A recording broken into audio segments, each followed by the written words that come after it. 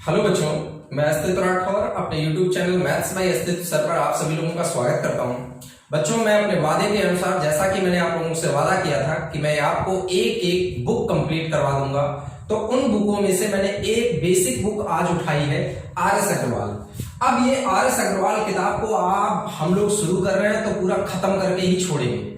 जब तक इसको पूरा कंप्लीट नहीं कर लेंगे, जब तक हम इतना मजबूत नहीं कर लेंगे कि हमको कोई डाउट इस किताब में ना रह जाए, तब तक हम इस किताब को छोड़ेंगे नहीं। बस अच्छे तरीके से आप लोग भी तैयार हो जाइएगा। और जैसा कि मैंने आप लोगों से कहा था और आप लोगों से ये बोला था कि आप लोग भी अपने आप से कमिटमेंट करिएगा कि हमें रेगुलर रूप से ये सारी चीजें रोज देखनी है। इसलिए आप सभी लोग भी इस वीडियो के साथ लगातार जुड़ जाइएगा अच्छे तरीके से और एक एक चीज को अच्छी तरीके से समझिएगा। और दूसरी बात, एक बहुत इंपॉर्टेंट बात आपसे जरूर कहना चाहूंगा, आप किताब में दिए गए इंडेक्स के पीछे मत पड़िएगा। जो इंडेक्स हम आपसे बोले उस इंडेक्स को आप फॉलो करना शुरू करेंगे और उसी हिसाब से तैयारी शुरू करेंगे। हम इंडेक्स के हिसाब से अगर चलेंगे तो हम अपनी तैयारी को बेटा बेहतर नहीं बना पाएंगे। हमें एक अच्छी तैयारी करनी है और एक कम समय में तैयारी करनी है। देखिएगा, एक चीज आप लोग समझते होंगे कि जैसे कहीं हमें जाना है तो अगर हम गलत रास्ते का चयन कर लें तो वहां पे हमें अपनी मंजिल में पहुंचने में काफी ज्यादा समय लग सकता है। लेकिन अगर हम कोई सही रास्ता अपना लें तो हम अपनी मंजिल पर कम समय में और आसानी से पहुंच जाएंगे। इसलिए मैं आप लोगों से कहना चाहूंगा कि जैसा मैं आपको बोलूं आप उसी अकॉर्डिंग बस चलना शुरू कर दीजिएगा। और आप आज के 10 दिन बाद आप अपने आप में एक ऐसा इंप्रूवमेंट महसूस करेंगे कि यार अब तो यार हमें मैथ आने लगी और हम कितने अच्छे तरीके से चीजों को सीखने लगे। बिल्कुल डर निकाल दीजिएगा और शुरू हो जाइएगा मेरे साथ। जैसा कि मैं आपको इंडेक्स के बारे में सबसे पहले ये बताना चाहूंगा कि बच्चों, सबसे पहले मैं आपको एक पहली यूनिट शुरू करूंगा। देखिएगा, जो हमारी पहली यूनिट, जो मेरे हिसाब से आप लोगों के लिए जो पहली यूनिट है, उस पहली यूनिट में मैं आपको 3 टॉपिक पढ़ाने वाला हूं। जैसा कि पहला टॉपिक होता है रेशियो। देखिएगा, मैं हमेशा पहला टॉपिक रेशियो इसलिए पढ़ाता हूं, ऐसा मत सोचिएगा कि रेशियो कोई सर को ज्यादा अच्छा आता है इसलिए सर रेशियो पहला शुरू करते हैं। अरे भाई, मैं परसेंटेज भी पहला शुरू कर सकता हूं, औसत भी पहला शुरू कर सकता हूं, कोई भी टॉपिक पहले शुरू कर सकता हूं। मुझे तो सारे टॉपिक ही पढ़ाने हैं, ठीक। लेकिन रेशियो को शुरू करने का कारण, ये बात सभी टीचर भी जानते हैं और सभी स्टूडेंट भी जानते हैं कि अर्थमेटिक में कोई भी ऐसा टॉपिक नहीं है जिस टॉपिक में आप रेशियो यूज ना करते हो। कोई भी ऐसा टॉपिक नहीं है जिस टॉपिक में आप रेशियो का इस्तेमाल ना करते हो। रेशियो जब आप सीख जाएंगे तो रेशियो से जुड़े हुए तुरंत 2 टॉपिक और यहां पे तुरंत तैयार करेंगे हम लोग, पार्टनरशिप और एज। ये टॉपिक भी हमें इसी के साथ तैयार करने हैं। तो बच्चों, अब हम लोग ये पहली यूनिट शुरू करने वाले हैं, तो आप वीडियो को बहुत ध्यान से देखेंगे और आज हम पहला टॉपिक शुरू करते हैं, रेशियो। हाँ तो बच्चों, अब जैसा कि देखिएगा, आप अपने रेशियो के टॉपिक में जब देखते हैं कि सबसे पहला क्वेश्चन, जैसा कि मैंने आपको बताया कि पहला टॉपिक हम आज क्लासरूम में रेशियो शुरू करने वाले हैं, तो इस रेशियो के टॉपिक की एक्सरसाइज जब आप लोग अपनी बुक में देखेंगे, आप सभी बच्चे अपनी अपनी बुकों को निकाल लीजिएगा, अपनी अपनी बुकों को खोलकर अपने सामने रखिएगा सभी लोग। अब देखिएगा, अब मैं क्वेश्चन शुरू करता हूं। जरा आप देखिएगा अपना पहला क्वेश्चन। जब पहला क्वेश्चन आप देख रहे हैं अपनी बुक में, तो आपको आपकी बुक में क्वेश्चन मिल रहा है A/B बराबर 3/4, B/C बराबर 8/9। तो इन्होंने आपसे बच्चों मांगा है A/C का मान, कि A/C का मान आप बताइएगा। देखो, आपको कैसे आंसर देना है जरा ध्यान दीजिएगा। देखिएगा, मैं आपको 2 मेथड बताऊंगा। 2 मेथड में सबसे पहला मेथड आप लोग जरा ध्यान दीजिएगा। यहां पे पहला मेथड सभी लोग ध्यान दीजिए। पहला मेथड तो इतना लॉजिकल है कि बड़े आराम से आप लोग दिमाग लगा सकते हैं। जरा देखो बच्चों, यहां पे देखो A आपका 3 है और B आपका 4 है। यहां पे गौर करो, B आपका 8 है, C आपका 9 है। अब सबसे पहले मेरा प्रश्न आप सभी बच्चों से है कि इन दोनों प्रकार के सिस्टम में कौन ऐसा है जो कॉमन है। तो आप देख रहे हैं B, देखो दोनों जगह कॉमन है। अब दोनों जगह जब B कॉमन है तो यहां पे आप देख रहे हो कि B की वैल्यू यहाँ 4 है, यहां पे बच्चों देख रहे हो तो B की वैल्यू आपको दिख रही है 8 है। जबकि जब कैंडिडेट सेम होता है तो उसकी वैल्यू भी दोनों जगह सेम होनी चाहिए। तो आप तुरंत क्या करो, अपने माइंड में यहीं पे 2 से गुणा कर लो इसमें भी 2 से गुणा कर लो। जब देखो एक रेशियो में गुणा होता है तो बच्चों आपको दूसरे भी रेशियो में गुणा करना है। इसमें जैसे ही आपने देखो 2 का गुणा किया तो तुरंत ये 8 हो गया। अब b यहाँ पे भी 8 हो गया, यहाँ पे भी 8 हो गया। अब आप डायरेक्ट लिख सकते हो, यहाँ पे अपने हिसाब से लिखो a अनुपात b अनुपात c। तो आपको रेशियो क्या मिलेगा, a का मान बच्चों 6, b का मान कितना 8 और c का मान बच्चों कितना 9। तो ये आपका रेशियो आया। लेकिन हमसे प्रश्न तो केवल पूछा गया है a अनुपात c, तो a का मान देखो 6, c का मान 9। तो यहाँ पे लिखेंगे a अनुपात c, तो आप लिखेंगे यहाँ पे 6 अनुपात 9। काट लीजिएगा यहाँ पर आंसर को, इसको सही कर लीजिएगा। 3 से काटेंगे तो यहाँ पर 3 से कटेगा, 3 दूना 6, 3 तिरका 9। मतलब हमारा आंसर बच्चों आया कितना, 2 अनुपात 3। तो किस तरीके से बच्चों इस सवाल को आप एग्जाम में हल करोगे, आपको ये चीज अच्छी तरीके से समझ में आ गई होगी। अच्छा, अगर आपको ये तरीका नहीं अच्छा लग रहा है तो इसके अलावा भी मैं आपको एक तरीका और समझाऊंगा जिसके माध्यम से आप इस सवाल को और लगा सकते हो। जरा वो तरीका भी देख लीजिएगा। तरीका सीखने में क्या बुराई है, जरा गौर करते हैं। अगला तरीका देखिएगा सेकेंड मेथड। इस सवाल को सेकेंड मेथड से हम कैसे लगाएंगे, जरा ध्यान दीजिए। आप क्या करो, जब भी आपको एग्जाम में कभी इस प्रकार का क्वेश्चन दिया जाए तो आप उसके रेशियो को सबसे पहले एक सिस्टम में लिख लो। जैसे यहाँ पे मैं अरेंज करके लिखूं तो a अनुपात b लिखूंगा तो 3 अनुपात 4 होगा, ठीक। फिर इसके नीचे लिखो b अनुपात c, ठीक, तो आपका आ जाएगा 8 अनुपात 9, ठीक है, ऐसा लिखा। अब इसके बाद एक तरीका सीखो। मैं डायरेक्ट देखो आपको a अनुपात b अनुपात c का मान निकालना सिखाता हूं, जरा गौर करो। देखो आपको गुणा करने का सिस्टम सीखना। 3 अट्ठे 24 ये लिख दीजिएगा, 8 चौको 32 ये लिख दीजिएगा, 9 चौको 36 ये लिख दीजिएगा। यहां पर अब ये जिससे कट रहा हो उससे आप काट सकते हैं। 4 से कट रहा है तो 4 से काट दीजिएगा पूरा। लेकिन आप काटने के पहले देख लीजिएगा प्रश्न क्या है। प्रश्न है a अनुपात c। तो जब आपको केवल a अनुपात c बताना है तो यहाँ पे a अनुपात c को ही लिखो केवल। a आपका 24 है और c आपका 36 है। देखो बच्चों ये 12 से सिंप्लीफाई हो रहा है, 12 दूनी 24, 12 दिया 36, मतलब आंसर आ गया 2 अनुपात 3। तो मुझे उम्मीद है कि आपको इस सवाल के दोनों मेथड अच्छी तरीके से क्लियर हो गए होंगे। हर मेथड को अच्छी तरीके से क्लियर करिएगा, धैर्य पूर्वक समझिएगा, कोई जल्दबाजी की आपको आवश्यकता नहीं है, ठीक है बच्चों। अब जरा इस सवाल को भी देखते हैं। बिल्कुल सेम कैटेगरी का सवाल है। या तो हम यहाँ पे बराबर करने वाला नियम अप्लाई कर लेंगे और या तो हम इस तरीके से इसको सॉल्व कर लेंगे। चलो हम आपको इसको पिछले मेथड से ही बताते हैं, जैसे आपने पिछले मेथड से इस सवाल को लगाया था। जरा गौर करिए, यहाँ पे देखो कैंडिडेट सेम कैंडिडेट चुनना है। यहाँ पे देखो b का मान बच्चों कितना दिख रहा है, 2 दिख रहा है, और यहाँ पे देखो बच्चों b का मान कितना दिख रहा है, 3 दिख रहा है। अब ये बताओ, जब कैंडिडेट आपका यहाँ पे 2 शो कर रहा है, यहाँ पे 3 शो कर रहा है, तो सेम कैंडिडेट होने के लिए वैल्यू भी सेम चाहिए, और अगर वैल्यू सेम ना हो तो उसको समान करो। तो समान करने के लिए आप तुरंत क्या करोगे, तरीका सीखो। इसमें 3 का गुणा करो आके और उसमें 2 का गुणा करो जाके। तो देखो जैसे ही आप 3 का गुणा करोगे तो ये 6 बन जाएगा, 2 का गुणा करोगे 6 बन जाएगा, मतलब सेम हो रहा है। लेकिन रेशियो के सिद्धांत के मुताबिक जब गुणा होता है तो दोनों पक्षों में होता है। तो इसमें भी बच्चों 3 से गुणा करो और इसमें भी बच्चों 2 से गुणा करो। अब ठीक है, अब जितनी आवश्यकता है केवल उतना रख लो। हमें a और c चाहिए। जरा देखो a यहाँ पे कितना है, 9, तो a का मान आ गया 9। अब किसका मान चाहिए बच्चों, c का। c का मान यहाँ कितना है, 8, मतलब यहाँ पर आंसर आ गया आपका बच्चों 9 अनुपात 8। तो कैसे आप एग्जाम में जल्दी इस सवाल को कर पाओगे, ये बात आपको अच्छी तरीके से समझ में आ गई होगी, ठीक है बच्चों। चलो अब हम तीसरे सवाल पे चर्चा करते हैं। तीसरा भी सवाल बिल्कुल सेम कैटेगरी का है, सेम कैटेगरी से सवाल है, बस आपको ऐसे ही इसको लगाना है। जरा गौर करो बच्चों, ये बताओ यहाँ पे देखो W1 और W2 का मान दिया गया है 2 अनुपात 3, और यहाँ पे देखो W1 और W3 का मान दे रखा है 1 अनुपात 2। अच्छा, यहाँ पर दोनों पक्षों में अगर हम देख पा रहे हैं तो W1 कॉमन है, यहाँ पे भी देखो W1 है, यहाँ पे भी W1।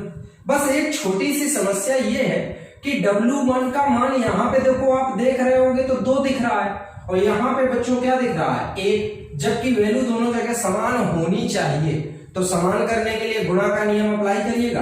अगर मैं यहां पर 2 से गुणा कर दूं तो ये 2 हो जाएगा, तो जब इसमें किया है तो इसमें भी कर दीजिएगा। ठीक, अब प्रश्न क्या पूछा है, W2 अनुपात W3। तो देखो W2 का मान कितना है 3 और बच्चों W3 का मान कितना है 4। लो हमारा आंसर आ गया 3 अनुपात 4।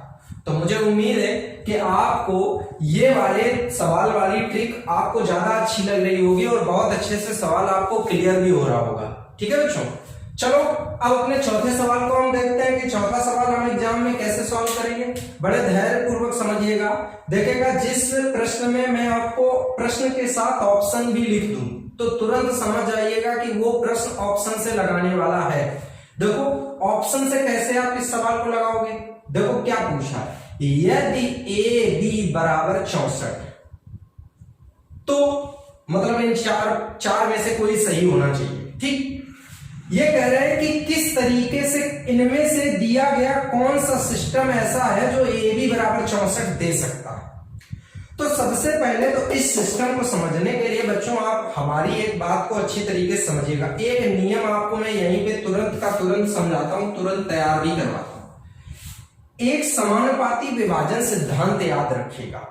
ठीक, क्या होती है समानुपाती प्रमेय, ए अनुपात बी बराबर सी अनुपात डी। अगर कभी ऐसा दिया जाए आपके सामने, कभी ऐसी स्थिति हो तो याद रखना कि बाहर वालों का गुणा अंदर वालों के गुणनफल के बराबर होता है। अभी कम कम आया होगा, मतलब समझो बाहर वाले ए और डी तो ए डी बराबर अंदर वाले बी और सी बी सी, मतलब हमेशा ए डी बराबर बी सी वाला सिस्टम काम करेगा।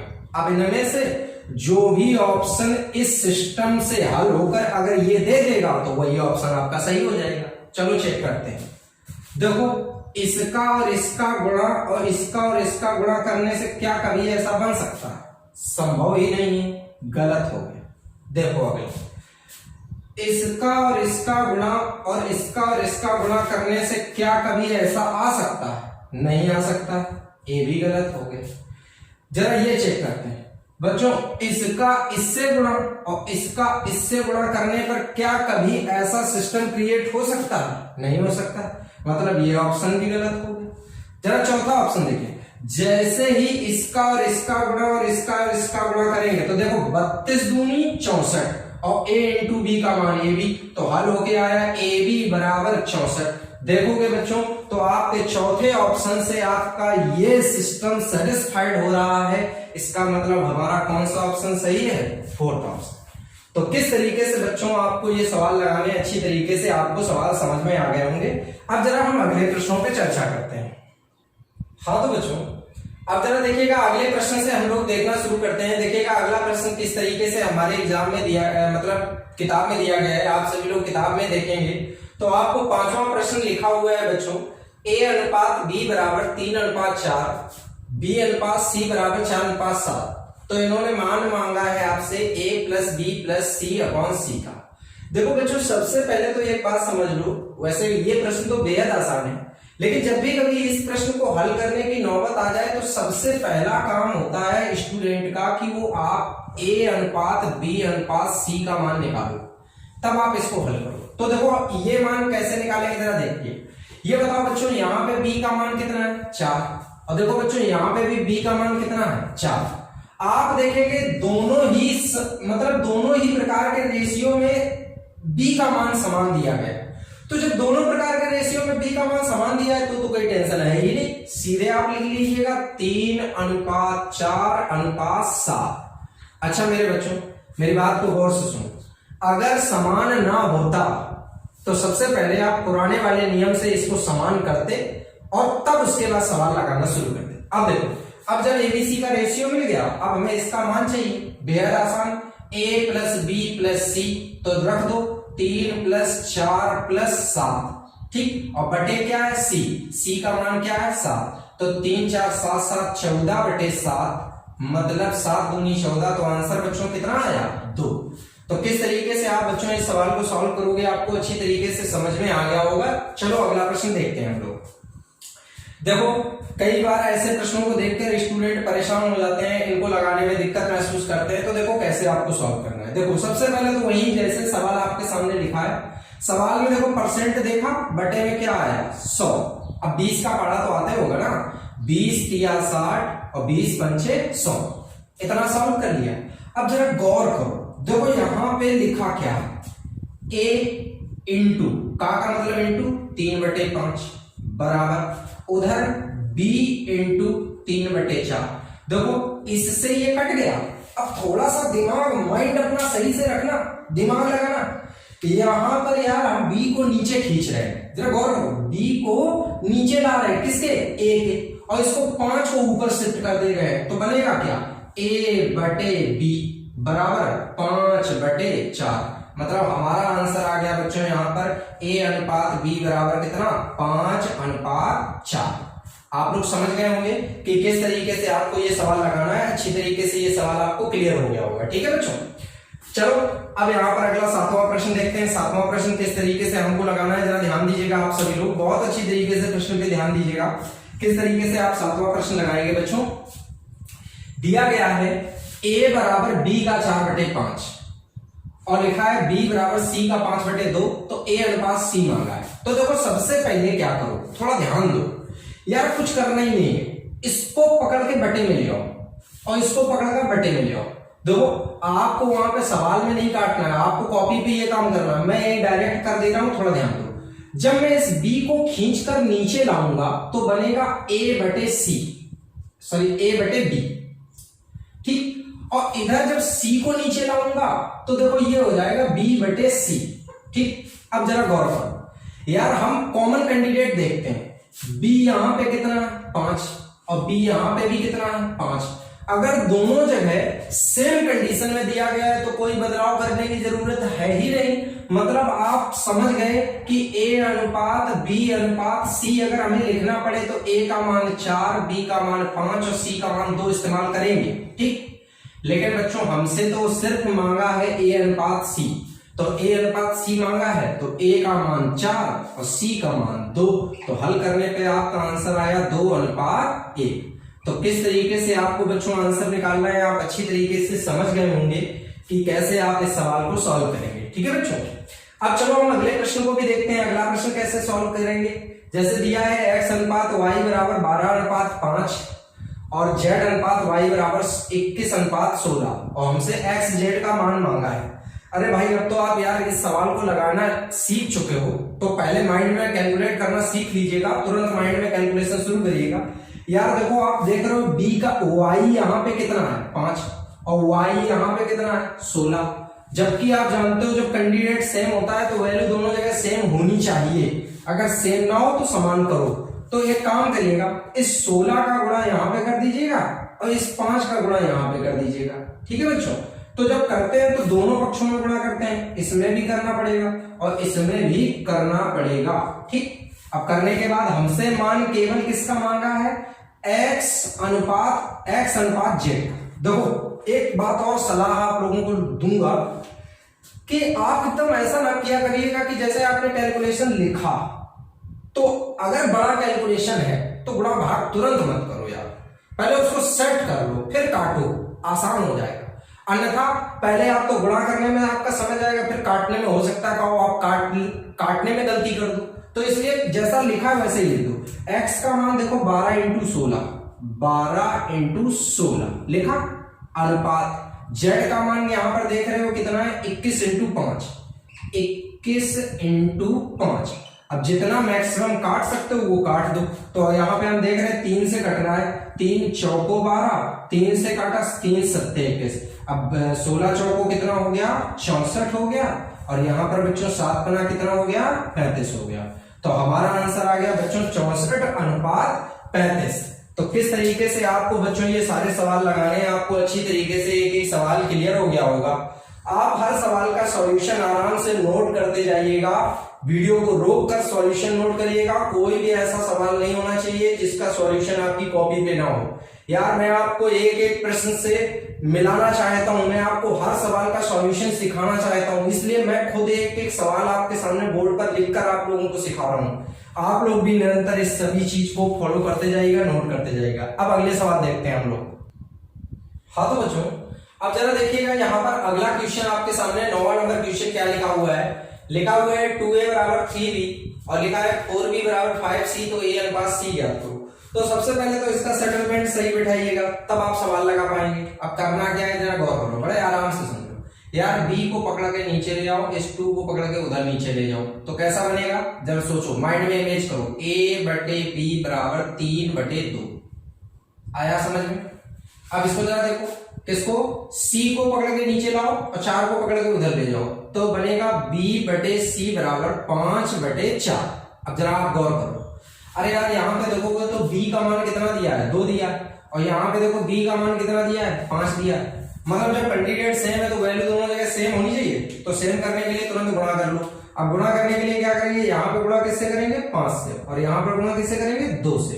तो गुणा 5 से तो इसमें भी गुणा 5 से, इसमें गुणा 2 से तो इसमें भी गुणा 2 से। अब देखिएगा, अब आप यहाँ पे इसको सीरियल में लगा लीजिएगा। वैसे सीरियल में लगाओ चाहे न लगाओ, इसका कोई खास फर्क नहीं पड़ेगा, आप अपना आंसर दे दीजिएगा। a अनुपात c पूछा है तो a अनुपात c, देखो a का मान कितना है बच्चों, 15 है, और c का मान यहाँ पे कितना है, 8 है, तो हमारा आंसर आ गया 15 अनुपात 8। ठीक है बच्चों। अब देखिएगा सवाल नंबर 10वां, आप लोग जरा गौर करिएगा। 10वें सवाल में क्या बोला है, a अनुपात b 7 अनुपात 9, b अनुपात c 1 अनुपात 5, और abc का मान पूछा है। बस फिर से वही नियम आपको अप्लाई करना है। यहाँ पे देखो भाई b का मान आप देखोगे तो b का मान यहाँ पर आपको कितना मिल रहा है, 9 मिल रहा है।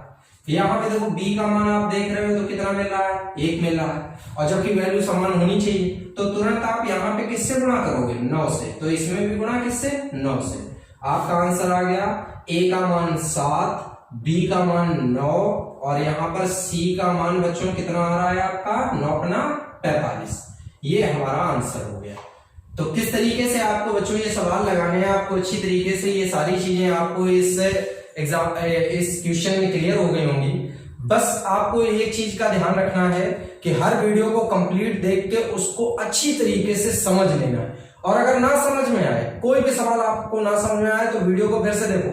भाई हमको हर एक चीज स्ट्रॉन्ग करनी है, ऐसा नहीं है कि फॉर्मेलिटी पूरी करनी है, वीडियो देख लिया काम पूरा हो गया, ऐसा कतई नहीं करना है। एक एक पॉइंट को अच्छी तरीके से क्लियर करना है। ठीक है बच्चों।